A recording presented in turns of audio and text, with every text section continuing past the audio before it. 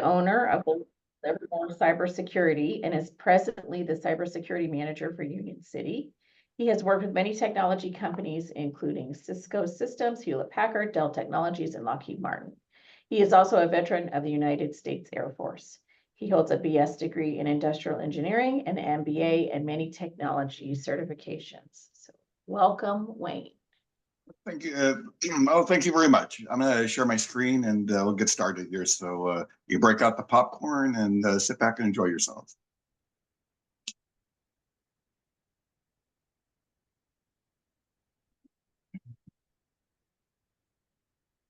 Oh, I remember that movie.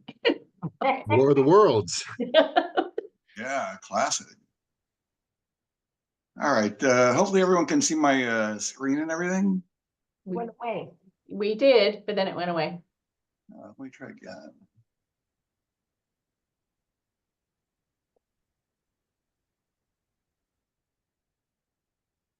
Can you see it now? Yeah.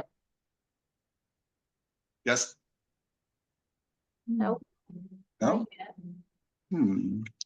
We saw the War of the Worlds there for a minute. I know. It's like we should go get our popcorn, right? He said. Colorized version too. Maybe the war is already over. Let me try this again. There we go. Okay, we see that. Now we can see. Martians. There we go. There we go. Can you see the full screen or is it truncated? Truncated. It's notes. It's the notes version. Yeah, all right. Let me go back into this again. It keeps dropping off. Let me try one more time. Sorry. Consider it the previews. Yay. There we go. Is that the full? Are you guys seeing the full There we screen? go. Perfect. Yep. All right, excellent. Thanks. Technology is not always perfect.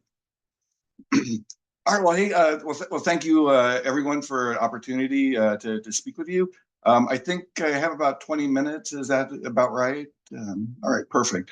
I'm going to cover two important topics: cybersecurity and artificial intelligence. I'm not going to really go. This isn't a technical presentation. It's really more kind of a high-level interactive session. So if you have questions, please feel free to ask questions. I'll answer as many questions as I can, and I'll try and move through the slides, as much as possible. But everything's pretty high level. My contact information is here and on another slide as well. But if you have any questions, feel free to reach out to me and let me know if you have any questions or anything you want to discuss later. So thank you for the introduction. I'm not going to talk too much about myself, but I will say I have been in cybersecurity for many years. I actually started doing the work in AI before I started doing work in cybersecurity, but it's nice that with the technology transitions, AI is becoming really popular because I'm getting much more involved with it again. So happy about that. I'm not doing active consulting right now. I am currently the cybersecurity manager for the city of Union City, which ends up keeping me pretty busy. But if there is anyone that does have questions, consider me a resource. So if you have questions, anything you want to discuss, just shoot me an email. Let me know. I'm happy to take a call. I do believe a lot in cybersecurity, so I'm a real evangelist on it, as well as with the AI, and it's really kind of a community effort that we protect ourselves. So if there is anything you want to talk about, don't worry about it. Just feel free to contact me, shoot me an email, or give me a call. I'll be happy to talk about anything you want related to cybersecurity or AI, of course. These are some of the things we'll talk about, but we'll get started. You may not realize it, but particularly as small business owners, but really anybody now is really on the front lines in cybersecurity, particularly the cybersecurity war that's going on. You are, believe it or not, actively targeted by a lot of multinational organizations. We call them state actors, organized crime. People with an axe to grind, people looking to just kind of make a name for themselves. They're all targeting you, your business, and sadly your family. They particularly like to target kids and older people. But this is something actively going on, and everyone, regardless of whether you're a business owner, just a family person, or you're just by yourself, need to be aware of what's going on with cybersecurity and make sure you're protecting yourselves. So hopefully this presentation will help. Three big reasons why cybersecurity is important for businesses. One is compliance reasons. If you're involved with things like payment cards, credit card transactions, things like that as part of your business, you probably have PCI requirements that you need to meet. If your business is related to healthcare, you probably have HIPAA requirements that you need to meet. If you're a federal contractor, you have obligations as well that the federal government mandates. So a lot of this involves cybersecurity requirements. That's a big driver of businesses looking at cybersecurity. Risk reduction, as I mentioned, your businesses are being attacked, whether you like it or not. They are. So many organizations are investing quite a bit now in cybersecurity protection, cybersecurity technology, and really trying to get an understanding of really what the risks are out there that they need to be aware of. And lastly is customer trust. Many organizations that get businesses from vendors are becoming much more aware of the fact that a lot of products, the people that they leverage, in their business relationships, may come along with additional risk related to cybersecurity. The products may have vulnerabilities associated with them. People, if you're bringing people on site, there may be history with them if you're not doing adequate background checks. But at the end of the day, customers are becoming very judicious about who they're doing business with. And one of the factors that they're taking into account is whether the companies pose a risk to them with respect to cybersecurity. So they're starting to avoid companies that have breach activities that they've been noticed that have been exploited in the past. So it's always good to kind of protect yourself and protect the businesses that you're doing business with, because they may be making decisions about who they're doing business with based on the cybersecurity aspects of the vendors that they're working with. 3 laws of cybersecurity. These aren't like legal laws, but they're more practical laws that are affecting everyone today, and they'll be affecting everyone moving forward. One thing we can guarantee is that cybercrime is going to increase, particularly with sophistication and frequency. So cyber criminals nowadays are very smart. They understand a lot of the advanced technologies. Some of those we'll be talking about today. But they know how to basically breach systems and hack into people's accounts, do a lot of impersonation activity. They're very in tune with this. So this is something that you can rest assured is going to continue for the foreseeable future. Similarly, costs of cybersecurity incidents. If you do happen to have a breach or an that takes place, there's a lot of costs that you have to deal with. Everything from kind of repairing your reputation, to putting out notifications, to cleaning the systems that have been infected. A lot of that, we'll cover some of these in a little bit, but a lot of that is an impact to you doing business, or to everyone doing business. And then lastly, your exposure to cybercrime is increasing for sure. We're becoming much more digital. We use a lot of different services that are taking our personal information. A lot of information is going out to the internet, into the cloud.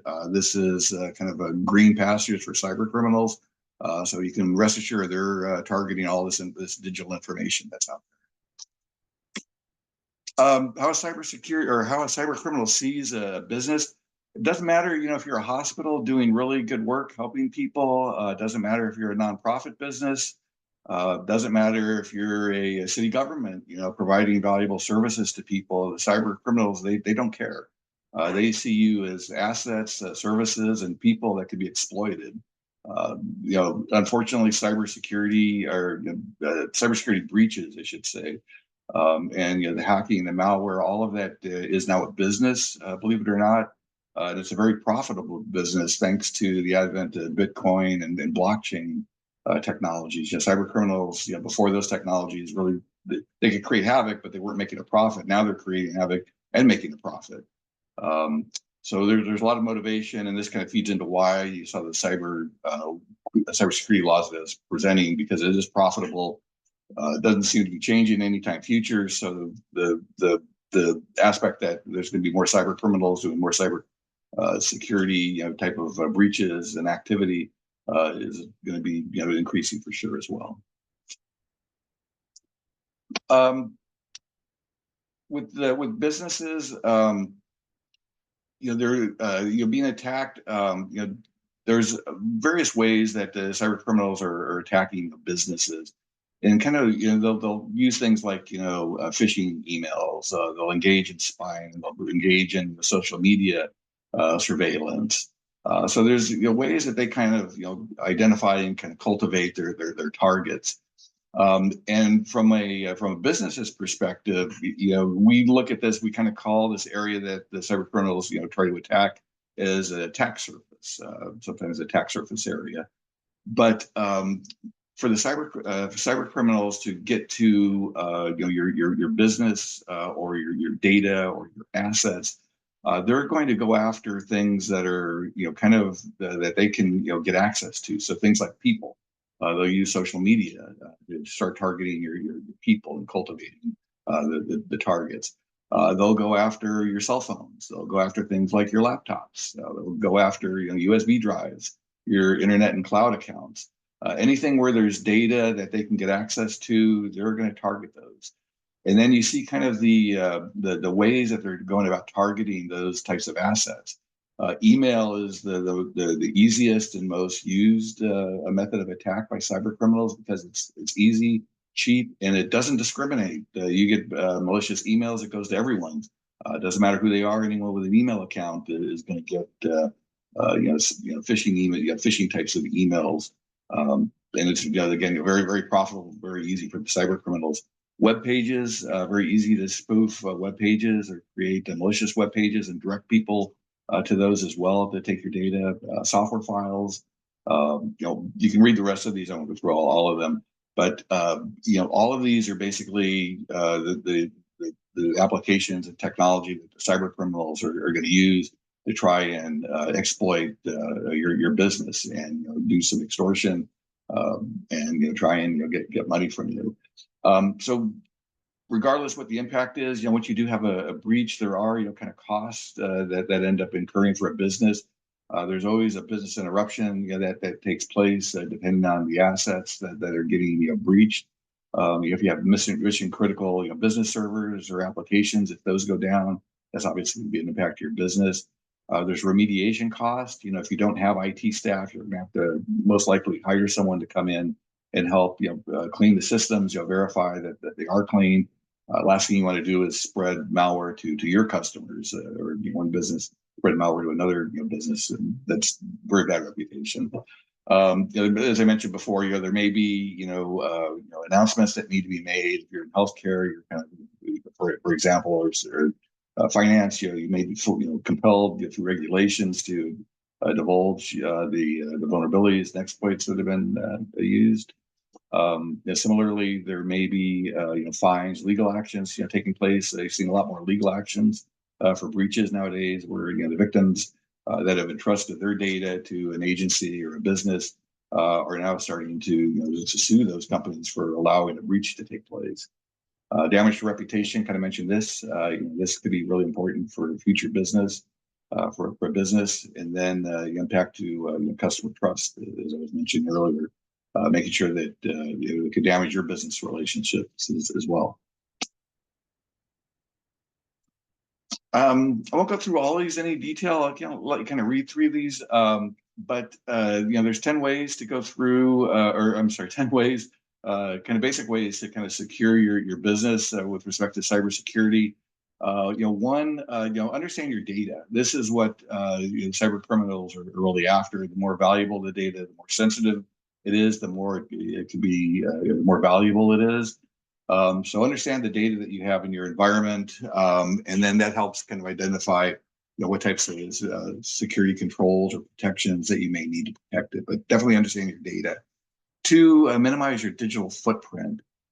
This is the number one way that cyber criminals kind of identify their targets is through social media accounts, email groups, online chats, things like that. That's kind of feeding ground for cyber criminals. So I always recommend whether you're a business or an individual, if you don't need accounts, if you don't need to be subscribed to groups, terminate those. It'll free up your digital footprint and make you a less likely target. Be vigilant as well. Anything, if you ever get unexpected emails, texts, calls based on topics that you're not familiar with, that don't seem relevant to you, treat them as suspicious.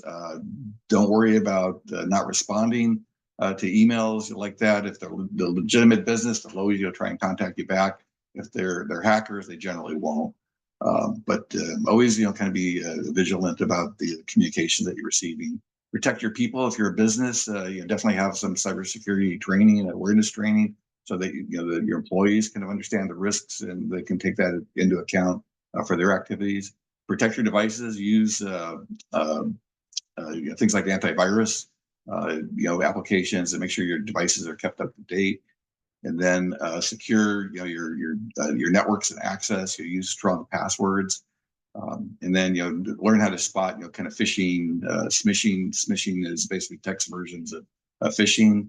But again, you'll get trained on this to help make sure you can understand this. There's a lot of online resources for this as well that you can leverage.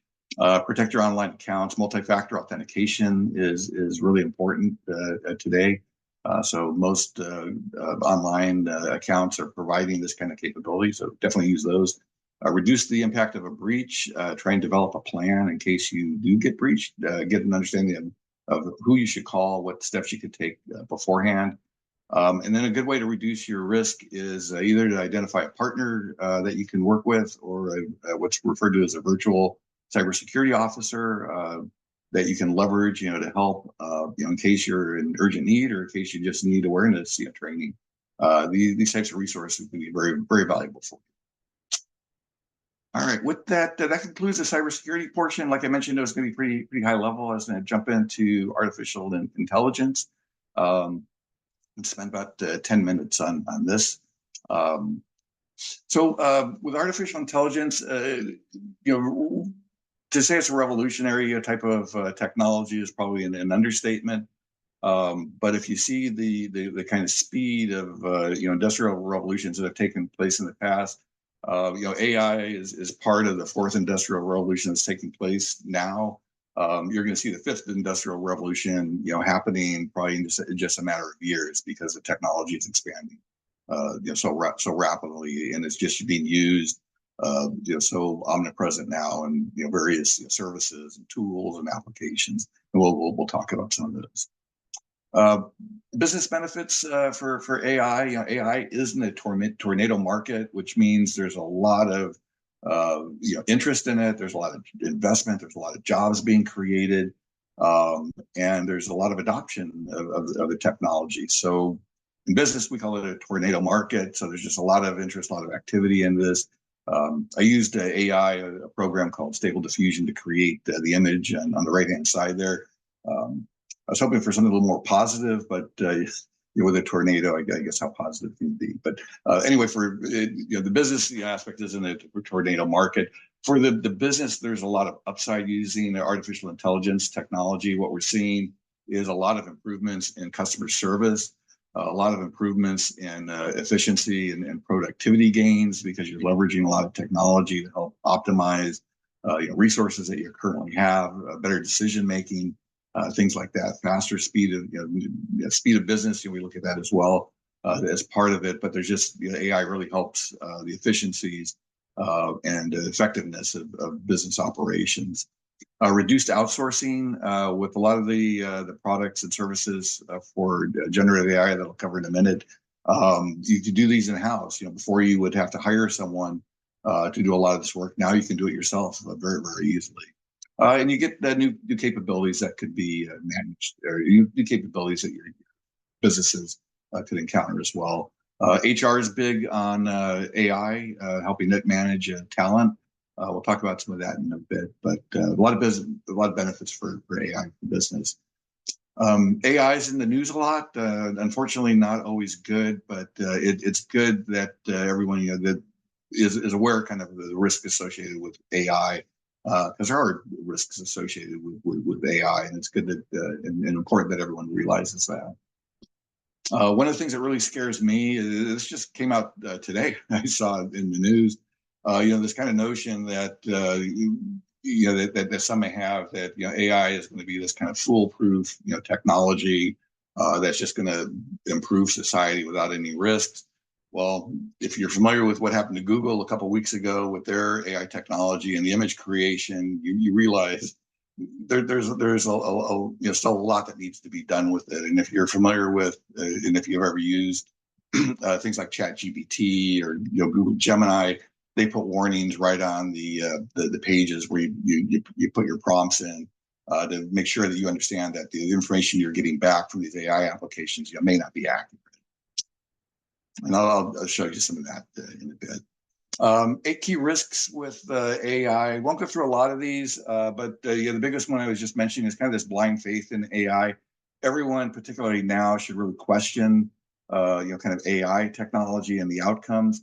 And the guidelines. These are all really basic guidelines from the AI community as a whole. But one of the key areas on this is taking the last one with respect to transparency and explainability. As a user of AI technology, you have to make sure you're kind of prompting the AI products or working with them to make sure that they're explaining how they arrived at a particular outcome, to make sure that the outcome is, there's integrity with it. So you need to do those kind of sanity checks. AI, depending on the models that are being used, can induce bias and discrimination, which everyone's against. So we want to be careful on that. There is a chance, that the privacy information could be exposed as well. So you definitely want to be concerned about the information that you're exchanging with AI applications. And then, legal and regulatory risks is something that's coming up as well. You're starting to see a lot more lawsuits relating to AI and where the data and the information originated from, for example.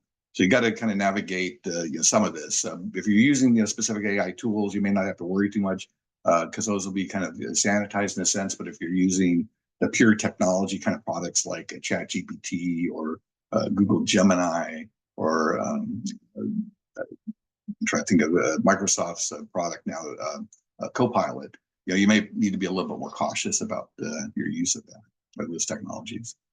The only thing that's on the horizon, I think this is a good thing. I'm not so a big fan of regulations, but there's a bill in California now in the Senate looking to help kind of address some of the concerns with AI. This probably be changed a bit, but I think this is definitely a good step in the right direction.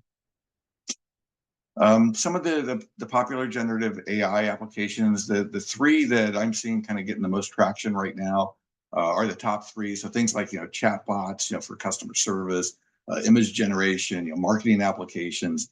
There's dozens and dozens of businesses now that are providing these types of services. So this is what you're seeing getting used. I mentioned on the right hand side just some of the key products and applications that are being used in those. Human resources that I mentioned is doing a lot with HR to help identify smarter ways they hire and retain people.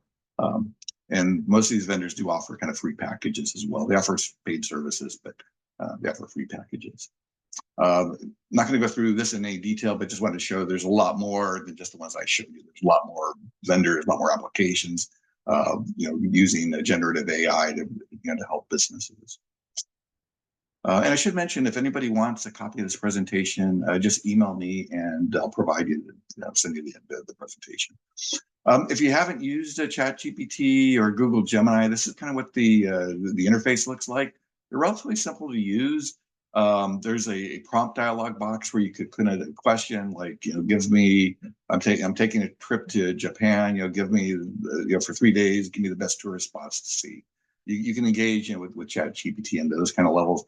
And as I do point out, they do put these disclaimers, which I'm highlighting in yellow, that they're giving a warning to everybody that, hey, you need to make sure you check the data that you're receiving because it may not be accurate. This is an example prompt that I use for ChatGPT. I read a 100-word marketing pitch. for a donut designer for college kids, and you see it comes up with a 100-page response. Very quick, it only takes a matter of seconds, and then you can provide feedback whether you like it, or you can provide an additional prompt for more information as to how this outcome was reached. Similarly, here's something I did from a marketing perspective. If you want to create like a blog real quick or an advertisement, for online, about why Livermore is a great place to live, right? It does this in just a matter of seconds. It even puts in the little images, the hashtags, does that all automatically, so you don't. For someone like me, this is a big time saver. But it's very, very easy to use and available for anyone. And this is all free. This kind of interaction, this type of results, all free from ChatGPT. Much like cybersecurity, there's some guidelines with using AI technology. Comply with the laws and regulations. Make sure you're kind of aware of those. Always read the user agreements because they may be using the information that you're using. Or that you're entering into the system. So you always want to look at the user agreements and what your limitations may be. Don't use personal information or sensitive information as input. Try and prompt the AI applications for explanations like I was mentioning. Always verify the output. And then it's becoming required again, kind of best practice to make sure that if you're using AI documentation, that it's the proper citations are given. To help you avoid any potential problems with the AI vendors. And if you're a business owner and you're kind of looking at doing AI or using AI technology, create an AI usage policy. It'll definitely, you'll probably save you a lot of headaches down the road, particularly if you're having employees starting to use AI, because it's kind of like opening up the universe in a sense to people to use it as they see fit. And then lastly, like I mentioned, don't have blind faith in AI. Always question the outcomes that you're getting. With that, that covers my presentation on cybersecurity and artificial intelligence. I'm open to questions. And like I say, if you have any questions or if you want a copy of this presentation, just email me and I'll send it to you. Thank you, Dwayne. Do we have any questions? This is good information. Timely. Yeah, absolutely.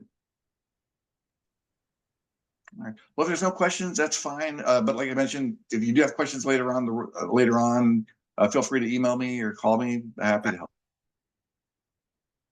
This is Roseanne with the Tri-Valley Career Center. A lot of questions I get from job seekers are, how do I know the jobs I'm applying for are valid? They're not, looking for information to pill for a lot of fake jobs, a lot of recruiters that may or may not be solid. So sometimes job seekers don't know based on the URL or based on the job if it's legitimate or not. So I get that question a lot, and just curious if you have any thoughts on that, or maybe that's something we could chat about offline. Yep, we could chat about it later on, but I'll give you some, kind of tips, at least for, from my, perspective, someone who's looked for jobs, over the time, particularly if you're looking for like, kind of short-term, temporary jobs or contracting type jobs. There's so many different agencies that are out there that are, kind of pushing, job opportunities, and you never really know what's real. I try to stick, number one, I try to stick with, reputable sources. So things like LinkedIn, very big in the technology space. That's, generally very trusted for the businesses that are advertising jobs on LinkedIn. I found Indeed to be very good as well. But it's really just a matter of doing due diligence and making sure that you do the homework and do some level of research with the organization that you're interacting with to make sure that they're valid. Check their website out. Try and contact a recruiter and ask them questions as well. But there's some kind of basic steps that everyone can take. Thank you. I appreciate that. Definitely something maybe more for offline, because a lot of recruiters are going through LinkedIn, and some of them are valid and some of them are not. But again, I understand what you're saying. Do your due diligence, check websites. And the obvious red flags would be if job seekers are asked for copies of passports or Social Security, they are aware of that as a red flag. But some job applications are known to ask for those things, particularly if it's a government agency, even before the selection occurs. So those are some of the things that are getting closer and closer as far as a concern. Again, maybe more offline. I don't want to dominate the time. No worries. Good points they brought up. Roseanne, I think that's a great question. We're all having workforce challenges. We're all looking for employees, and then to think we have an issue, you know, between us and them. I think it was a very timely question. I agree too. Oh, sorry. Oh, Karen. did someone else have a question before me? Go ahead, Tracy. And thank you for that presentation, Dwayne. I'm in marketing and promotion, and so of course we're using AI to help us in some descriptions, but what we have found is that quite a bit of the information is false, and it's based upon, and I'm sure I'm getting this wrong, but like the Chat GPT, the information was uploaded as up to like 2020, and then a lot of those businesses are not in existence anymore, or the hours are different, etc. So what we have found is that no matter how much we use it, it's a great starter tool, but you have to do a massive amount of editing. So Very true. For a while, ChatGPT didn't have like an internet access, so it couldn't check information that's contemporary, but it does now. Yeah. One of the nice things about Google's Gemini, even when it was Bard, that was a previous name for it, it always had access to Google search engine information, so it provided a lot of historic information. So I found kind of both of them have their nice niches. But your point is extremely well taken. Whatever output you get, you need to verify it and make sure that it's correct for you. it does help in letter writing, though. Yeah. Kim, did you have a comment? Yeah, just a comment to piggyback on just cybersecurity in general. Bank fraud is on the rise, so just really be diligent. The bank is never going to text you and ask you to verify a Zelle or Venmo transaction. They're definitely not going to call you and tell you to Zelle or Venmo all your money out of your account to keep it safe. Just kind of take a step back, and if you are getting those types of calls or texts or concerns, call the bank directly and speak to somebody, not the number that they may have emailed you or texted you. And wires, especially, if it's urgent, your boss is on travel or has laryngitis and you can't call to verify anything. Those are all red flags, and it may seem a little bit hilarious, but it's ridiculous the amount of people that fall for this and the losses that the banks could potentially take. I just want to verify that I don't know what you even call them, the deep fakers, the fishermen and women. They followed my email for a week and then started emailing internally to my team with how I personally sign emails versus the ones that obviously are not me. But it still catches my team all the time because they're trying to be very quick and want to be responsive. And they're like, what do you need? It's like, nope, I didn't call you on vacation and I did not ask you to go buy me gift cards. So we added, Dwayne, through our IT company, we added a standard, this is an email from outside of the company language, if it is not an internal one, so that can help us do that. But you're right, Kimberly, it's quite prolific right now. Yeah, one of the things I'm speaking from kind of personal experience. Unfortunately, my wife and I were victims of bank fraud several years ago. But one of the worst aspects of it is you feel very alone because the police departments can't really help you. It's a very low priority for them. A lot of the agencies and other entities can't really help, and it's something you just end up kind of having to go through. I'm lucky that I have a background in it, so that helped a lot. But I really have a lot of sympathy for people that aren't really immersed in cybersecurity or the technology, and they get hacked or they have their identity stolen, because it could be a very lonely experience. Yeah, and it does feel like the more our society moves toward technology interfaces and away from humans, the more we are forced in our day-to-day to create more and more online profiles. And you can't go forward unless you submit more and more digital detail online, which just increases this digital footprint that we're supposed to limit, but we can't, because in order to sign up for jury duty, medical, financial jobs, you know, every step of our life, this double-edged technology, which is our worst best friend, can bite us. So I appreciate your presentation, and I think the more information and support that can be translated to the average person, the more we can be prepared. Absolutely. Thank you. Thanks, Dwayne. Definitely a journey. We have to just remember, right? This is a new journey. And so like everything else, we're gonna have some bumps. We're gonna have some, but I think we have to also focus on the good things. And I will say, even healthcare is having a cyber attack right now. So if anybody's having any pharmacy stuff go on, you know, just keep in mind there's something happening right now out there. Okay, Dwayne, thank you so much My pleasure. for presenting today. And I think we have one more announcement before we close out the meeting. Sherry